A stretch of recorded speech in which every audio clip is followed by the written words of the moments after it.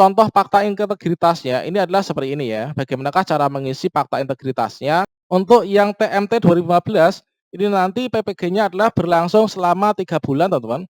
Untuk yang TMT 2016 sampai 19 ini untuk PPG-nya ini adalah berlangsung selama 1 semester atau selama 6 bulan ya.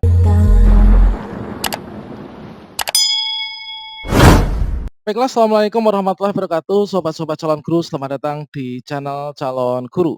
Sobat-sobatnya, pada video ini kita akan berbagi informasi terbaru terkait tentang informasi dari Kemdikbudristek terkait tentang pendaftaran seleksi administrasi pendidikan profesi guru dalam jabatan. Kira-kira berkas apa saja yang harus disiapkan, di-scan dan juga diupload, tata cara pendaftarannya bagaimana, dan juga nanti untuk jadwalnya bagaimana.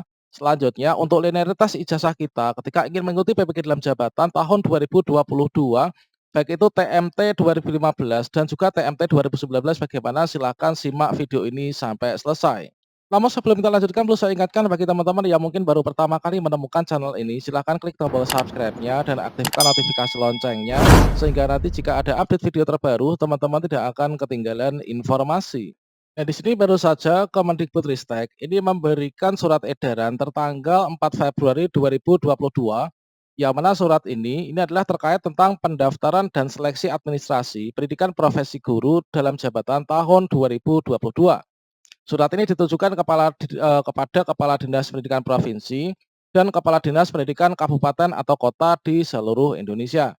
Ya, mana di sini berdasarkan peraturan yang tertulis di sini, yaitu Kementerian Pendidikan dan Kebudayaan, Riset dan Teknologi ini akan membuka pendaftaran dan juga seleksi administrasi pendidikan profesi guru dalam jabatan untuk pelaksanaan tahun 2022. Jadi disampaikan yaitu sehubungan dengan hal itu, dengan hormat disampaikan informasi terkait dengan persiapan pendaftaran dan seleksi administrasi PPG dalam jabatan tahun 2022 sebagai berikut. Yang pertama, data calon peserta berdasarkan hasil pemutakhiran data pendidikan Dapodik tanggal 30 Januari 2022. Jadi pastikan teman-teman sudah melakukan pemutakhiran data dan juga klik sinkron ya. Yang kedua, calon peserta terdiri dari 2 kategori, yaitu guru yang diangkat sampai dengan tanggal 31 Desember 2015 dan juga guru yang diangkat mulai 1 Januari 2016 sampai dengan 1 Januari 2019.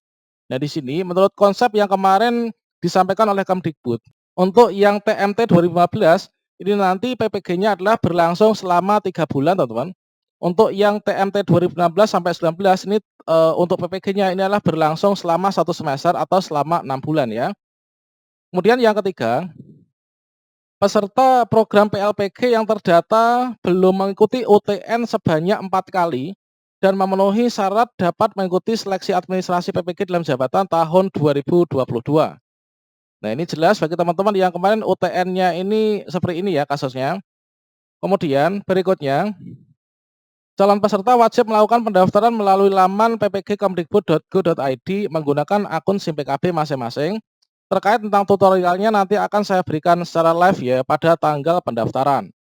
Dan untuk yang kelima, verifikasi dan validasi dilakukan untuk melihat linearitas antara bidang studi PPG yang dipilih dengan ijazah S1 atau D4 yang dimiliki serta syarat administrasi lainnya. Kemudian yang keenam, syarat tata cara pendaftaran, jadwal pendaftaran, maka di sini ada pada lampiran kedua. Coba kita cek bersama. Di sini coba kita cek bersama. Yang pertama, terkait tentang persyaratan seleksi administrasi. Persyaratan peserta, guru di lingkungan Kementerian Pendidikan, Kebudayaan, Riset dan Teknologi yang belum mengikuti program sertifikasi guru sebelumnya. Kemudian terdaftar pada aplikasi Dapodik, kemudian memiliki NUPTK, telah diangkat menjadi guru sampai dengan 1 Januari 2019 ya teman-teman. Kemudian memiliki kualifikasi ijazah S1 atau D4 yang linier dengan mapel pilihan studi PPG yang akan diikuti. Kemudian aktif mengajar selama 2 tahun terakhir. Kemudian berusia setinggi-tingginya ini adalah 58 tahun dihitung sampai dengan 31 Desember 2022. Kemudian di sini sehat jasmani dan rohani, bebas narkotika dan nafsa ini, kemudian juga berkelakuan baik. Nah, berikutnya yang kedua, untuk persyaratan administrasi. Ini adalah berkas yang nanti harus kita scan dan di-upload ya teman-teman pada aplikasi SIM PKB kita masing-masing. Yang pertama, yang kita upload ini adalah hasil PIND atau scan ijazah S1 atau D4. Ini bisa asli atau fotokopi legalisir perguruan tinggi. Kalau misalkan asli, ini ya asli. Kalau misalkan nggak ada aslinya, adanya fotokopi harus dilegalisir ya di perguruan tinggi. Bagi mahasiswa yang memiliki ijazah S1 luar negeri melampirkan surat penyetaraan dari Dirjen Dikti. Ya, yang kedua memiliki hasil Pindesken SK pengangkatan pertama sebagai guru ya, asli atau fotokopi legalisir Dinas Pendidikan provinsi, kabupaten atau kota. Kemudian hasil Pinde atau scan SK kenaikan pangkat terakhir bagi guru PNS. Ini bisa asli, bisa fotokopi legalisir. Artinya kalau misalkan di sini ada aslinya, kita pindah yang asli. Kalau misalkan aslinya mungkin kita sekolahkan di bank biar pinter, nah ini kita bisa pakai fotokopi tapi dilegalisir ya. Atau SK pengangkatan 2 tahun terakhir 2020-2021 dan 2021-2022 bagi guru non PNS. Nah ini adalah teman-teman asli atau fotokopi legalisir. Guru non PNS artinya teman-teman yang guru honorer ya, guru honorer daerah atau juga GTY.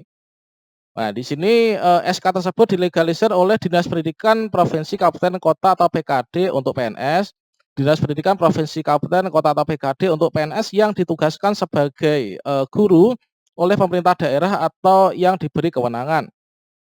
Ketua yayasan untuk guru tetap yayasan, Dinas Pendidikan Provinsi, Kabupaten, Kota atau PKD untuk guru bukan PNS di sekolah negeri yang memiliki SK dari pemerintah daerah atau yang diberi kewenangan.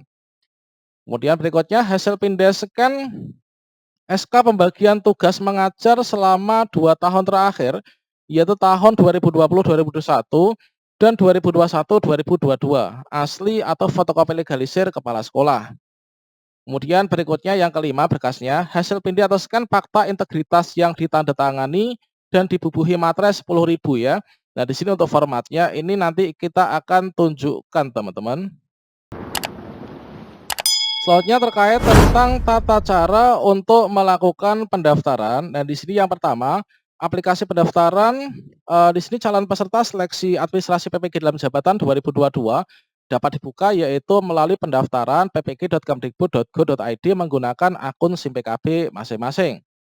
Nah, berikutnya tutorialnya nanti teman-teman silahkan pantau channel ini akan saya berikan ya teman-teman. Nanti ketika sudah buka pendaftaran, yang berikutnya yang kedua, guru membuka situs tersebut untuk melakukan pendaftaran sebagai calon peserta dengan menggunakan akun SIM PKB masing-masing. Kemudian kita upload hasil pindih atau scan ijazah S1 D4.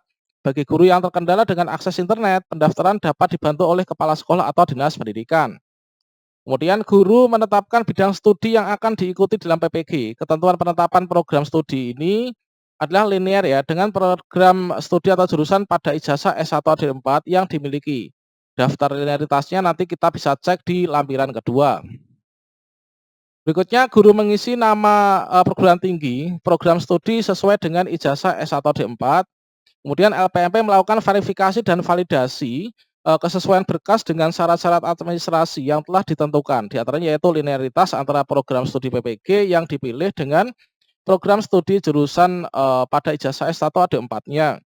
Hasil verifikasi dan validasi tersebut nanti dinyatakan dengan 3 kategori yaitu sebagai berikut.